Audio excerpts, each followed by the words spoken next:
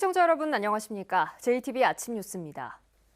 오늘은 대기가 매우 건조하겠고 일교차는 15도 이상으로 크겠습니다. 고기압의 영향으로 현재 남원에는 건조주의보가 내려져 있습니다. 아침 최저 기온은 전주 10.3도 등 5도에서 10도로 어제보다 5도가량 높습니다. 낮 최고 기온도 어제보다 2도가량 높은 20도에서 24도가 예상됩니다. 미세먼지 농도는 보통 수준 보이겠습니다. 당분간 고기압의 영향으로 대체로 맑고 건조한 가운데 일교차는 큰 날씨가 이어지겠습니다. 전주시가 김승수 전주시장의 고교 선배인 황모 씨를 4급 서기관으로 특별 승진시켰는데 이 과정에서 문제점이 드러났습니다. 6급 이하만 특별 승진이 가능하도록 한 전주시 인사운영 기본계획을 어겼다가 정부 합동감사에 적발된 겁니다. 김철 기자입니다. 황모 씨는 지난해 1월 전주시 문화관광체육국장 직무대리로 임명됐습니다. 이어 6개월 뒤인 지난해 7월 4급 서기관 승진 심사를 받게 됩니다. 당시 2명의 4급 서기관을 뽑을 예정이라 승진 후보자 명부 순위가 10위로 제한됐는데 황 씨의 명부 순위는 12위여서 승진 후보자 대상이 아니었습니다. 전주시는 황 씨를 4급으로 승진시키기 위해 편법을 동원합니다. 황 씨를 아예 4급 특별 승진자로 사전에 내정합니다. 2018년 전주시 인사운영 기본 계획에 따르면 전주시 특별 승진은 6급 이하 공무원만 가능한데 이 지침을 어긴 겁니다. 설령 특별 승진을 하더라도 국소장 추천과 1차 시정조정위원회 사전 심의를 반드시 거쳐야 하는데 이마저도 생략해 6급 특별 승진보다 완화된 절차를 적용합니다. 이후 직원들의 반발을 의식한 탓인지 시청 내부 게시판에 4급 특별 승진을 전혀 언급하지 않습니다. 전주시는 지난해 황 씨가 국장 직무대리라 당연히 국장으로 승진했어야 했는데 실무자가 근무 성적 평정을 잘못 관리해 벌어진 일이라고 해명했습니다.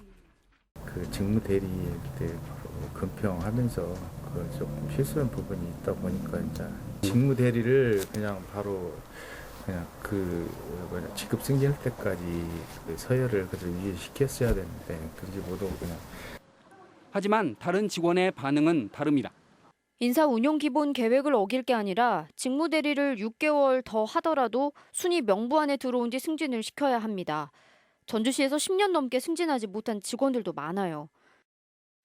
행정안전부는 잘못된 인사 임용이라며 전주시에게 기관 경고를 내리는 한편 직원 4명에게 징계와 훈계를 내렸습니다.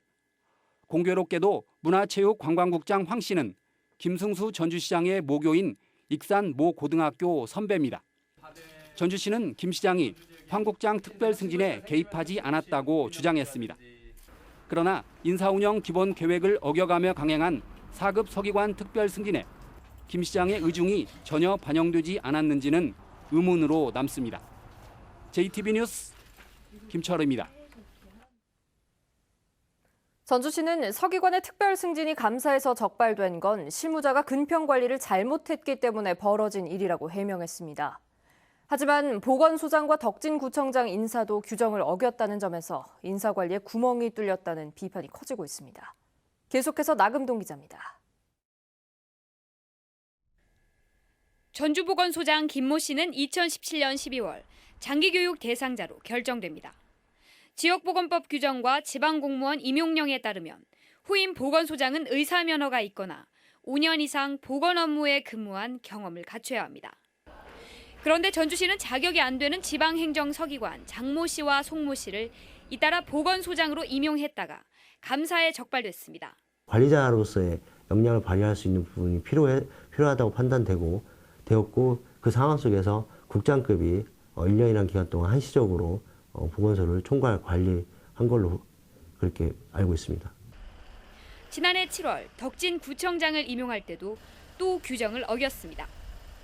당시 전주시 4급 지방서기관은 9명으로 행정직 정원을 꽉 채운 상태였습니다. 전주시는 그런데도 양모 씨를 덕진구청장에 임용해 행정직 지방서기관을 10명으로 늘렸습니다. 행정안전부는 전주시의 4급 지방서기관 정원이 1명을 초과했다며 이는 부당한 인사 업무라고 지적했습니다.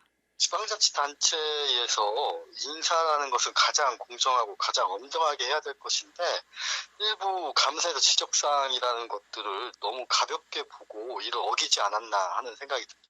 법과 원칙에 따라 규정을 지켜서 엄정하고 공정하게 인사는 이루어져야 될 것으로 보입니다. 공정하지 않은 인사 때문에 묵묵히 일하는 공무원들의 불만이 커지면 시민 서비스는 부실해질 수밖에 없습니다. JTB 뉴스 나금동입니다. 한국잼 군산공장은 새 주인을 맞을 준비를 하고 있지만 현대중공업 군산조선소는 여전히 문을 열지 못하고 있습니다. 고사 상태인 군산조선소 협력업체들이 청와대 국민청원을 통해 절박한 심정을 호소하고 나섰습니다. 송창용 기자입니다. 한때 600명이 넘는 직원이 있던 현대중공업 군산조선소 1차 협력업체입니다. 지금은 휴업 상태로 직원은 단 2명뿐입니다. 지난 2017년 7월 군산조선소 가동이 중단되면서 협력업체는 84개에서 20개로 줄었고 근로자는 5,000명에서 400명으로 급감했습니다. 버티다 못해서 이제 대표만 남아 있다고 보시면 될 것 같습니다. 지금 이 기업체들. 남아있는 협력업체들이 청와대 국민청원에 절박함을 호소하고 나섰습니다. 제목은 군산의 눈물입니다. 정부와 대기업의 일방적인 구조조정으로 한순간에 파탄났지만 누구 하나 도움의 손길을 내미는 사람이 없다는 것입니다. 대통령과 국무총리, 각 부처 장관까지 잇따라 재가동을 약속했지만 희망 고문에 지나지 않았다며 이제는 불록 물량 배정 같은 실질적인 지원이 필요하다고 강조했습니다. 돌릴 것인가 말 것인가 결정을 내려서 기업들한테 최종 답을 줘야 되는데 전혀 지금 군산조선소는 생각지도 않습니다. 협력업체들은 마지막이라는 심정으로 청와대와 각 정당 대표 등에게 군산조선소 재가동을 촉구하는 호소문도 전달하기로 했습니다. 군산조선소가 문을 닫은 지 벌써 1년 10개월.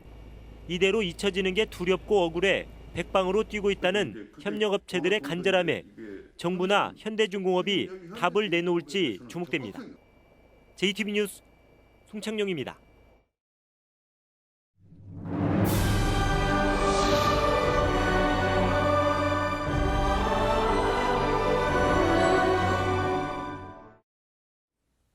오는 11일 동학농민혁명 기념일이 제정되고 처음으로 국가기념식이 열립니다. JTB 전주방송은 동학농민혁명의 역사와 의미, 남은 과제들을 차례로 보도합니다. 오늘은 그 첫 순서로 동학난으로 불렸던 가보년의 역사가 오늘날 혁명으로 평가받기까지 어떤 세월을 헤쳐왔는지 하원호 기자가 정리했습니다. 심재식 씨의 증조부는 동학농민혁명 당시 손아준 장군과 함께 농민군으로 싸우다 목숨을 잃었습니다. 반역자 집안이라는 손가락질에 후손들은 모진 고초를 겪었습니다. 그때 당시는 완전 은둔 생활을 했어요. 은둔 생활. 길을 못 피고 사는 것이죠. 일제는 동학농민혁명을 고부군수 조병갑의 횡포에 못 이긴 고울 수준의 밀란으로 폄하했습니다. 기념사업이 본격화된 건 아이러니하게도 군사정권 시절이었습니다. 박정희가 대통령 권한대행이던 1963년 10월 정읍 황토현에 갑오 동학혁명 기념탑이 세워지고 동학난은 혁명으로 격상됩니다. 전두환의 신군부는 기념사업회를 강제로 해체하면서도 유적지 성역화를 추진했습니다. 군사 쿠데타의 정당성을 확보하려는 속셈이었지만 한계도 분명했습니다. 종교적인 측면과 사상적인 측면 이런 쪽을 강조하면서 동학농민혁명이 갖는 민족운동과 민주주의 운동으로서의 핵심적인 내용을 제거해버리는 동학농민혁명 100주년이 되던 1994년을 계기로 전국 각지에서 기념사업이 이루어졌고 마침내 2004년에는 동학농민혁명 참여자의 명예회복에 관한 특별법이 제정됐습니다. 가보년의 농민들이 봉건체제 개혁과 일제 침략에 맞서 국권을 수호했다는 사실을 공식적으로 인정받게 된 겁니다. 국가기념일 제정으로 위상이 높아진 동학농민혁명 정신을 이제 세계로 널리 알리는 일이 과제로 남았습니다. JTB 뉴스 하원호입니다. 폐비닐을 재활용하면 지원금이 나옵니다. 이를 악용해 가짜 실적을 올리고 수십억 원을 타낸 업체들이 무더기로 적발됐습니다. 조작은 간단했고 관리 감독은 부실했습니다. 오정현 기자의 보도입니다. 폐비닐을 고온으로 녹이자 재생 원료가 덩어리째 쏟아집니다. 버려진 라면 봉지 같은 걸 분쇄해 모아놨습니다. 이를 가공해 이런 재생품을 가공하는 업체인데 실제로는 폐비닐을 받아오지도 이런 제품을 만들지도 않고선 거액의 지원금을 받아낸 이들이 덜미를 잡혔습니다. 구독됐다고 이야기하더라고요. 다른 사람들. 뭐 양을 부풀렸다고 그러고 어쩌다 이렇게 하고 저렇게 하고 지원금을 받았는데 폐비닐을 수거해 재생 원료 등을 만들면 처리한 양만큼 지원되는 돈을 노렸습니다. EPR, 생산자 책임 재활용 제도에 따라 당초 비닐 상품을 만든 업체에 미리 걷어둔 분담금인데 이 돈을 편취한 겁니다. 검찰과 환경부의 합동 수사로 적발된 업체는 모두 10곳. 3년 동안 4만 2천 톤을 부풀렸고 86억 원을 챙겼습니다. 이 과정에서 허위 현장 조사서를 작성해 범행을 눈감아준 한국환경공단 직원들도 적발됐습니다. 가주기식 현장 조사 등을 통해 이들의 범행을 사실상 감시하고 그 대가로 수시로 금품이나 향응을 접대받은 것으로 확인되었습니다. 수거업체와 재활용업체가 서로 말을 맞춰 계량 신고서를 가짜로 꾸미면 현장 조사도 증빙 요구도 없었습니다. 관리 감독 허점이 드러난 셈입니다. 중량을 계산을 할 때 관계자들이 임의로 혹은 수리로 이것을 작성하지 못하도록 그런 계량 시스템을 자동으로 전산화시켜서 검찰은 재활용업체 대표들과 한국환경공단 과장 등 9명을 구속해 재판에 넘겼습니다.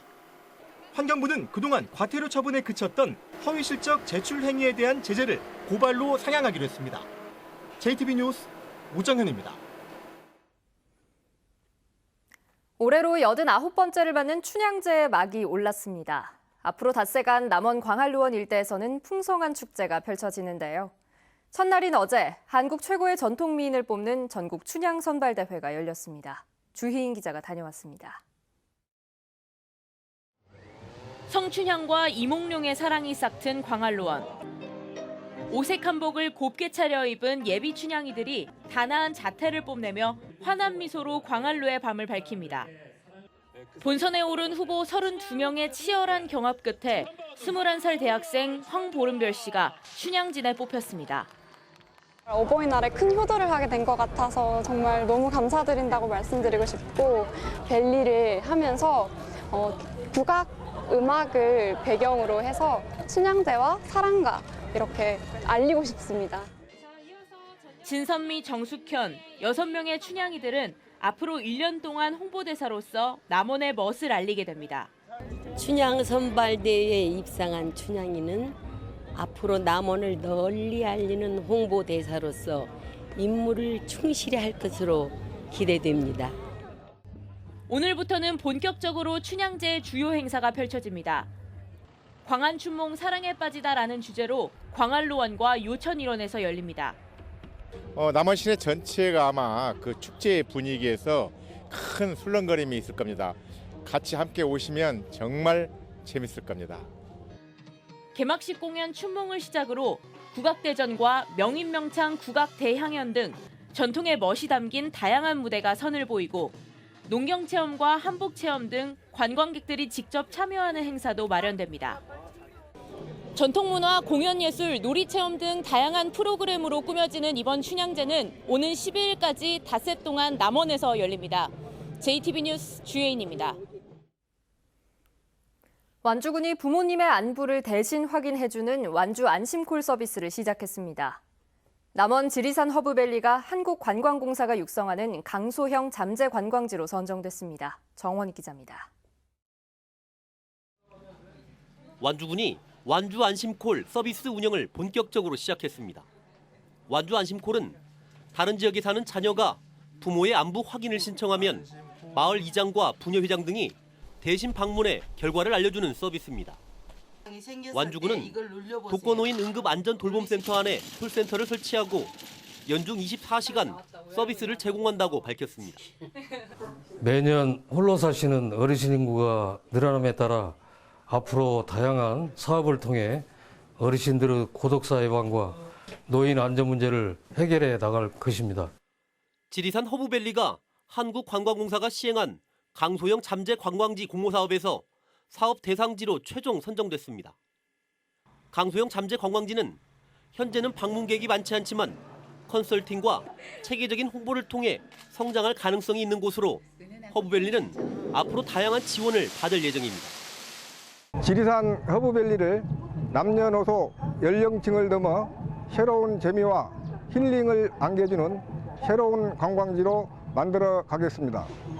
순창군 미래발전 기획단이 출범했습니다. 일반 행정과 농업, 농촌, 문화관광 등 5개 분과 48명의 위원으로 구성된 미래발전 기획단은 순창군의 미래를 고민하고 군정 발전을 위한 싱크탱크 역할을 할 예정입니다. 제3회 한국지역도서전이 오늘부터 4월 동안 고창에서 열립니다. 전국의 출판물과 도서문화를 만날 수 있는 이번 도서전에서는 다양한 체험과 공연, 작가와의 만남 등도 진행됩니다. JTB 뉴스 정원익입니다.